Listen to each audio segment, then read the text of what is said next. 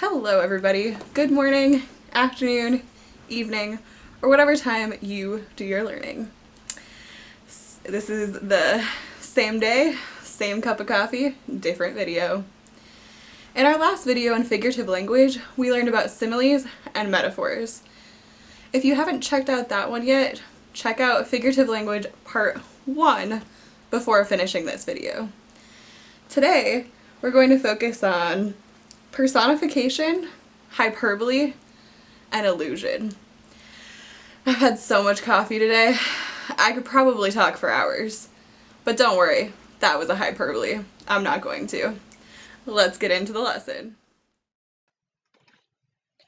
Alright, so we are going to continue talking about figurative language.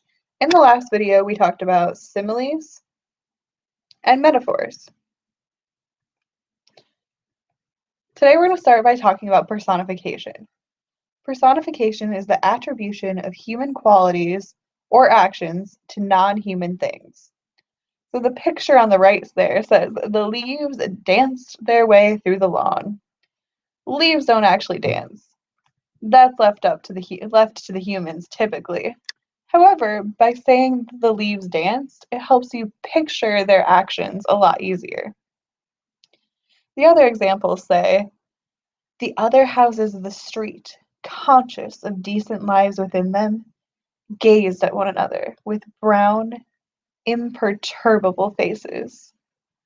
This is a quote from a short story called Araby by James Joyce. Here, the houses are looking at each other, which is not something that houses are normally able to do. That's definitely a quality of a living being. So, it's a great example of personification. In the next example, To Autumn, by poet John Keats, he is personifying the season of autumn by writing a poem to it. So it reads, season of mists and mellow fruitfulness, close bosom friend of the maturing sun, conspiring with him how to load and bless, with fruit the vines that round the thatch eaves run. That's a beautiful example of personification because here Keats is writing to the season of autumn, as if autumn were a person. Next, let's talk about hyperbole. So hyperbole is a figure of speech that uses extreme exaggeration to make a point or show emphasis. So the picture on the right there is not an example of a hyperbole. I just found it funny.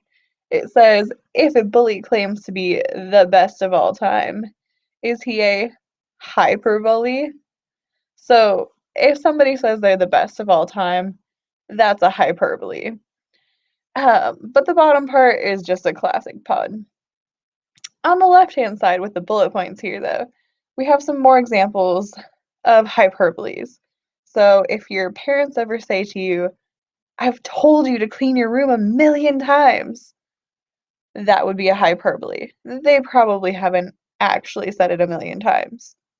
Or if somebody says, she's so dumb, she thinks Taco Bell is a Mexican phone company. Also, a hyperbole. If I can't buy that perfect prom dress, I'll die. There is no case where not finding the perfect prom dress would make you physically perish. That's a hyperbole. It's used to emphasize a point. The next one, he's as skinny as a toothpick. I think we can understand what point that's trying to make. The car went faster than the speed of light.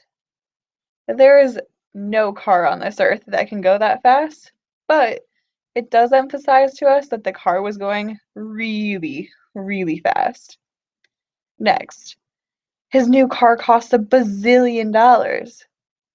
Well, it didn't. However, by using that hyperbole, we understand the extreme nature of the situation. And finally, that joke is so old. The last time I heard it, I was riding a dinosaur. That is also a hyperbole.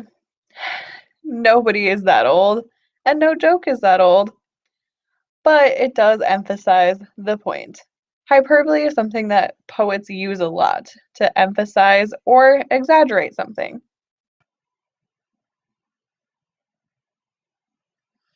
Next, let's talk about allusion. So allusion is a brief and indirect reference to a person, place, thing, or idea of historical or political significance. Personally, this is my favorite type of figurative language. And I love when songwriters use allusion, especially when they're alluding to something of historical or cultural significance at the time. It just adds such a deep layer of meaning. So here are some examples of allusion. First, if somebody says, "Don't act like a Romeo" in front of her, they're clearly referring to the character Romeo from Shakespeare's Romeo and Juliet. Next, if someone says, "The rise in poverty will unlock the Pandora's box of crimes," this would be an allusion to one of Greek mythology's origin myths, Pandora's box. Finally, if somebody says, "This place is like a Garden of Eden," this is a biblical allusion to the Garden of God in the book of Genesis. While allusions are my favorite type of figurative language, they probably are the hardest to figure out because you have to understand the historical and cultural significance of the poem that you're reading. My biggest suggestion for figuring out allusion is if something is capitalized and you can tell that it's a name, but you don't know who the name is, look it up. We have the amazing opportunity to have so much information at our fingertips with the internet. Take the opportunity to investigate a little bit further. See if you can figure out that allusion. Now, the image on this slide was supposed to be a video of a song from the TV show Crazy Ex-Girlfriend that has a lot of great examples of allusions. I can't link the video in my video, however, I will try to either link it in the description or add a card up at the top of the screen.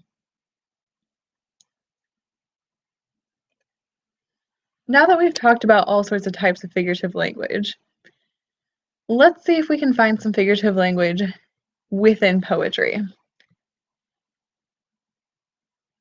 I'm going to read this poem, and as I read it, I want you to see if you can find any examples of figurative language. This is Sketch by Carl Sandburg. The shadows of the ships rock on the crest in the low blue luster of the tardy and the soft in-rolling tide. A long brown bar at the dip of the sky puts an arm of sand in the span of salt. The lucid and endless wrinkles draw in, lapse, and withdraw. Wavelets crumble and white spent bubbles wash on the floor of the beach. Rocking on the crest, in the low blue luster, are the shadows of the ships. Go ahead and take the chance to pause the video if you can. Read through this poem to yourself. See if you can find any examples of metaphor, simile, personification, hyperbole, or allusion. Did you pause the video? Did you see if you could find any examples of figurative language? Well, let's see if we can find some together. Let's see if I can get a pen here. And I would prefer it to be, yes, okay. So, first, let's go through this line by line. The shadows of the ships. Notice with these S's, we have some alliteration. Now I know that's not figurative language, but it is alliteration and it is really pretty imagery. Rock on the crest, in the low blue luster, some more beautiful imagery. Now here's our first example of figurative language, of the tardy and the soft in-rolling tide. The word I want to really point out to us is the word tardy. So when you think of tardy, you probably often think of school, right? You get a tardy, you get a detention. Tardy is normally a human trait. However, here they're attributing it to the tide. So this would be an example of personification, and I'm not going to write the whole thing, but you get what I'm talking about. The next thing says, a long brown bar at the dip of the sky puts an arm of sand in the span of salt. So here, the arm of sand. Sandberg is using personification to describe the way that the sand reaches out into the ocean. The sand doesn't really have an arm. Next, the lucid and endless wrinkles. Here, Sandberg is referring to the ocean, so let's use blue. But the waves of the ocean aren't really endless. They have an end. So this would be a great example of a hyperbole. We're just going to put an H there. Next says draw in, lapse, and withdraw. The next line, wavelets crumble. What do you normally think of that crumbles? If you're thinking cookie, then our brains are on the same wavelength. So typically we don't think of a wave as crumbling. We think of that as a food thing. So this would be a great example of a metaphor. Bam, met. All right. And then wash on the floor of the beach. Here, Sandberg is describing the beach as like a house or a home. So this would also be a metaphor.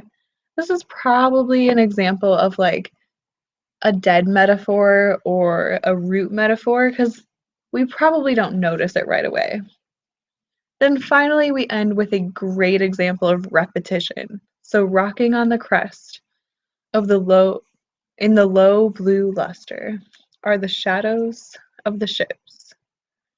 I know this looks a little bit messy, but this is what I want you to do when you read poetry. The next time you are reading or writing poetry, make sure you're looking out for figurative language. Hyperboles, similes, metaphors, allusions, and personification help make meaning in poems.